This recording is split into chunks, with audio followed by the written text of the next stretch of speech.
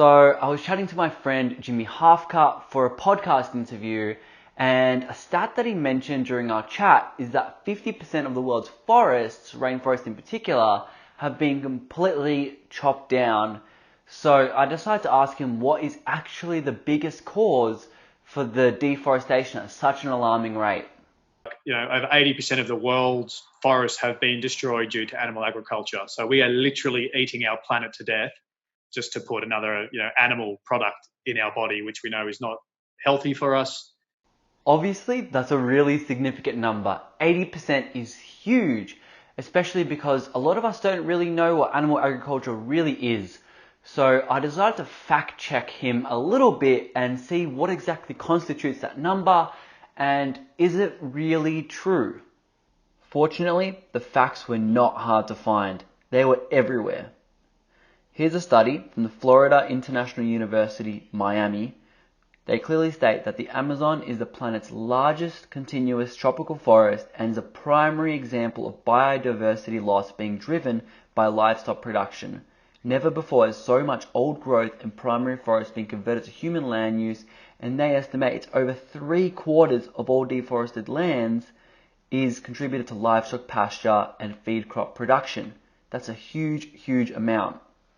We can even jump sideways to FAO.org, which say that the total land for grazing, crop cultivation, and all that is 33% of arable land, which is the land that's not obviously the ocean or ice. And looking at the CO2, methane, and nitrous oxide emissions, it's 9% of carbon dioxide, not including respiration, which we know is methane, which is a majority 37%, and nitrous oxide at 65%. Now these are much bigger in amount because they're much more potent in the atmosphere and stay there much longer, up to 25 times in the case of methane emissions. And the scariest part about all this, in terms of the total dietary intake which this produces, it's only 17% of our calories and 25 to 33% of our protein.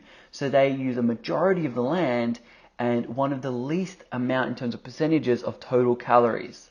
We can jump sideways again to worldwatch.org, which has a total attributable to livestock productions of CO2 is 32,564 million tons of CO2, or 51% of the worldwide total. Humongous. There's no shortage of evidence at all. Even the International Livestock Research Institute says that livestock systems occupy 45% of global surface area, and then again reiterate that it's only 17% of total calories. That's all pretty crazy, but just before you get sick of listening to my voice, there's lots of things we can do, including supporting renewable energy, and that could be if you live within a bike or walking distance from work, using that as your mode of transport. Now, of course, good old Jim knows that eating a predominantly plant-based diet is going to reduce your carbon footprint by a massive, massive amount. But now is the time I'm actually going to mention why I have half a beard. And you would have mentioned that Jimmy's also got half a beard during our chat. He actually is part of the team that runs Halfcut.org. And yeah, what it is, it's a peer-to-peer fundraising model. The best way I like to describe it is think of Movember. Everyone knows Movember, but we're not just doing it for men's health and prostate cancer. We're doing it for everyone, and everyone can be involved. All ages, all sexes, all cultures, all demographics. People can take part in this. I mean, even if they can't donate, they can still be a walking, talking billboard to raise that awareness.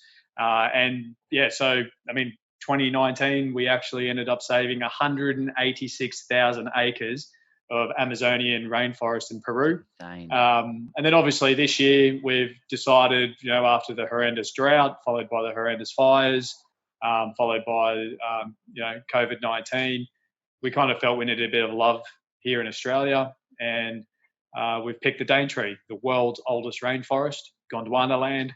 It's over 165 million to 185 million years old.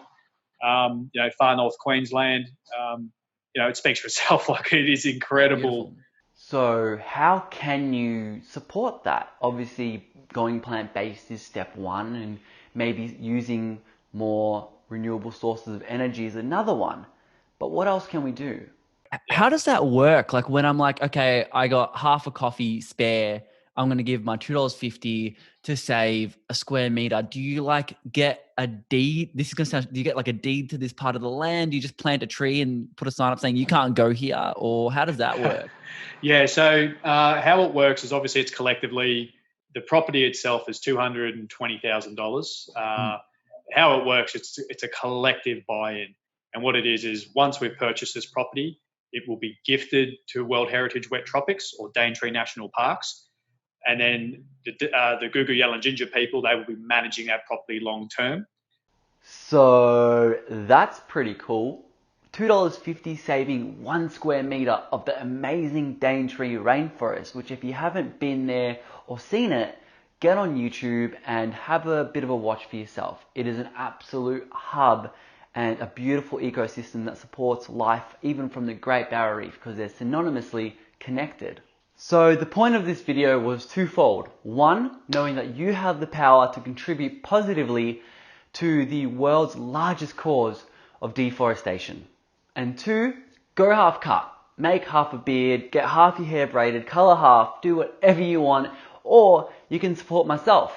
I'm trying to raise $350 to go towards the Daintree and buying back some of the nature. Every dollar is an amazing help. It's supported dollar by the Bank of Australia to match that so your dollar can go even further. And of course, it is tax deductible. So if you want to help out, go to www.halfcut.org/howtotravelvegan. That's the name of my podcast, so I decided to do it like that. For the studies that I reference, I'll leave them in the comment section. So if you wanted to actually have a good read, please help yourself. And if you have some alternative studies that says it's definitely not the way to go, I'll be happy to hear you out as well. Hit up the Halfcut team if you've got any questions about their processes. But that is all for me today. Much love. Peace.